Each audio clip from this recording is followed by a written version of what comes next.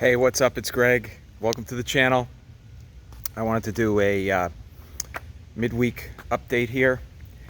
Some very important news came out today and during the week for the channel and for subjects that we follow here on the channel, which is markets and investment.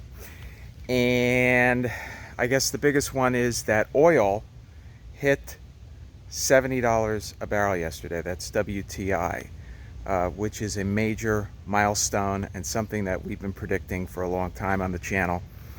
So that speaks volumes to our basic thesis of getting into the oil and gas companies, the integrated oil and gas companies. The one I've been featuring is Exxon, Mobil, and also Chevron as the two best ways to play the turnaround and the resurgence in energy.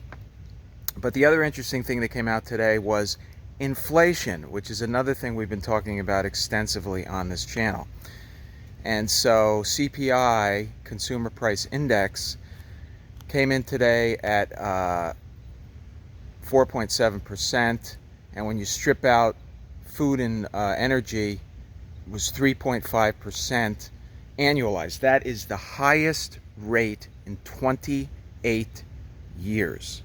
Okay, so for those of you who don't eat or drive or heat your house, prices went up 3.5%. I always thought that taking out food and fuel is like, what the hell is that? I mean, that doesn't really reflect what people are actually paying out there to live.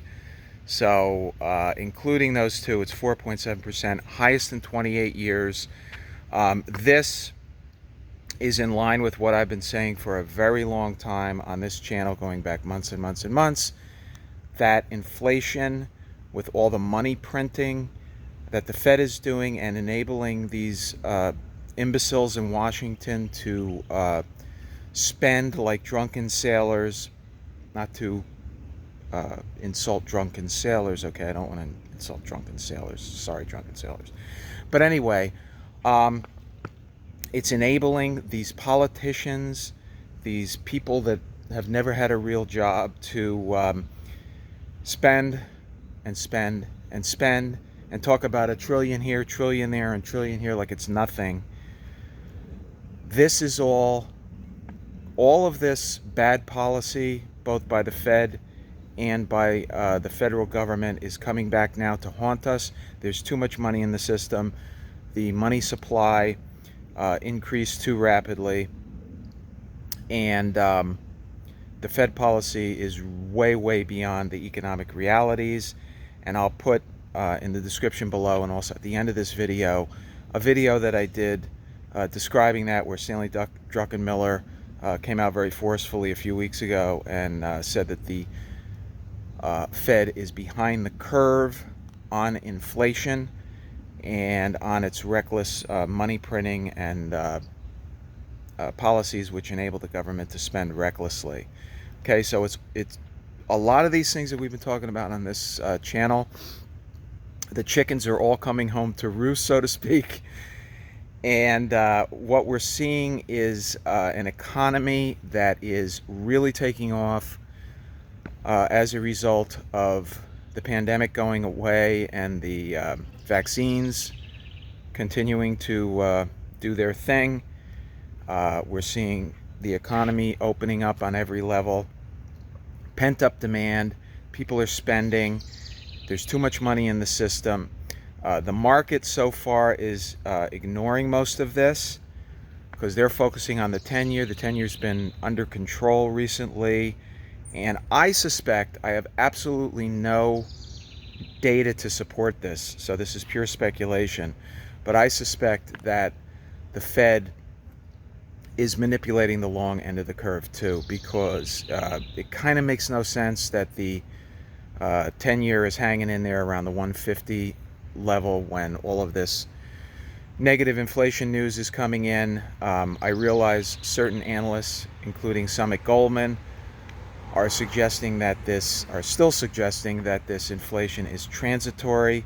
I think this is wishful thinking. Once it takes hold, in commodities and all the way up the supply chain. It's very difficult to contain, and I have been doubtful throughout this entire period that it's going to be transitory. That's just my opinion. But I've said this time and time again, and I reiterate it on this video, that the best way in my mind to play this higher inflation in the economy is to be in oil and gas. And so far, my recommendation and my play into ExxonMobil has been very successful, recommending it at $33 a share originally way back in October 2020. And now it's up around 63 today, with oil going up to $70 a barrel. Of course, Exxon, Chevron, and the rest of the oil companies will rally. To me, this is your best hedge against this rampant inflation that the government is causing. And only time will tell when the Fed will finally get smart and start to pull back, first on its bond buying, which is still 120 billion per month. I mean, think about that. That's a level that should only be implemented during a crisis period. We're way beyond a crisis right now.